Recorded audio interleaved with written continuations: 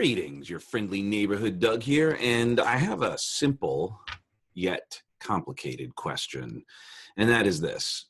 Who are you? Right? Who are you? Who are you at your core?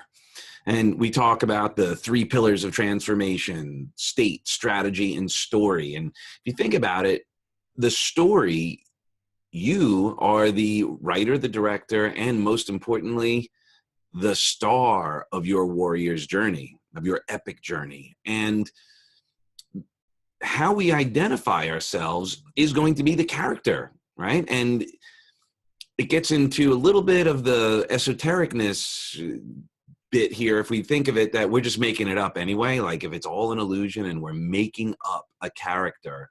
If you could make up a character, if there was an avatar, if there was a way that you could create a superhero within, some power virtues, some character traits that you could emulate, what would they be? And if you were to show up as those character traits as a character, as Courage, right? Was it Courage the Cowardly Dog was one of them, which is an interesting thing if you think about it, because oftentimes our identity has its own sort of battle within, doesn't it?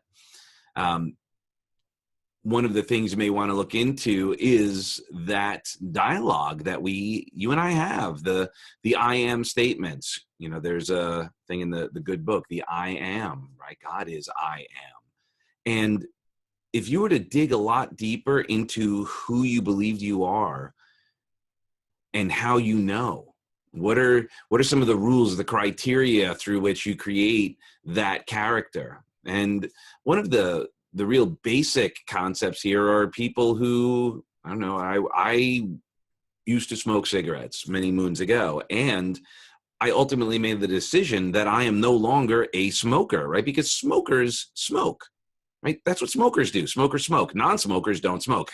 Healthy, vibrant contributors, energetic people don't smoke. And it does get into a little bit of a conversation then about addict, right? Because what do addicts do? You know, think about it. What do addicts do? Now, oftentimes when I ask this question to someone who struggles with addiction, the answers that come back are, what do you think? What are some answers you might imagine you'd hear? Addicts lie, addicts cheat, addicts steal, addicts use, addicts manipulate, etc. And if I were to ask you again, you might say, well, that seems pretty dark and that kind of thing. And I'm just sharing with you what I hear most of the time. And you may hear that too. So here's a challenge. If someone walks around basically identifying as addict, and the addict's behaviors are lie, cheat, steal, manipulate, use, etc., based on this person's view of what addicts do you see how there may be some challenges there? There might be some challenges. And then you get to say, if someone inevitably catches you in a lie or a little bit of a manipulation of sorts, then you get to say, well, I'm an addict. What'd you expect? So I want to keep this short and ask you to look at who you are. How do you identify? Because there's so much more than any one thing anyway. Who else are you? And then, is it congruent with where you want to go in your life?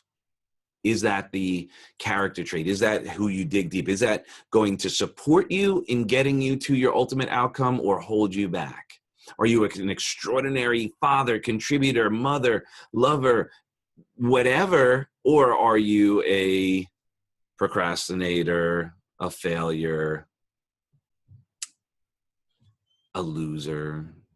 What are some of the descriptors that you use when you catch yourself in an I am, right? And some people actually do it as I am their job. So whatever their position is, I am. When someone says, hey, what do you do for a living? And someone says, I am that's not what you do for a living. That's what you do for a living, right? So a friend of mine the other day, he brought this up and he shared that when someone asks him what he does, he says, well, you know, I'm a person that practices law. He's not a lawyer. He's a man that practices law. Or he could be, if he was really wanted to, you and I wanted to go kind of kooky, go like, I'm an extraordinary contributor to society. I'm a servant leader guided by God who happens to practice law. So just take a look at that for a goof. What are some of your I am statements? And then if you wanted to hypnotize yourself some more into expanding upon that, I am, and then a leader. I am a champion. I am a warrior. I am a lover. I am creative. I am a servant leader guided by God. Whatever works for you. And at first it may not be comfortable. So what if you tried some things on and just sort of reminded yourself over and over again of that's who truly you are and so much more? I wonder if that would help you write an even more powerful story. Well, I love you for who you are and who you aren't. That was just a quick chat. It probably went longer than I hoped, but we'll see you soon.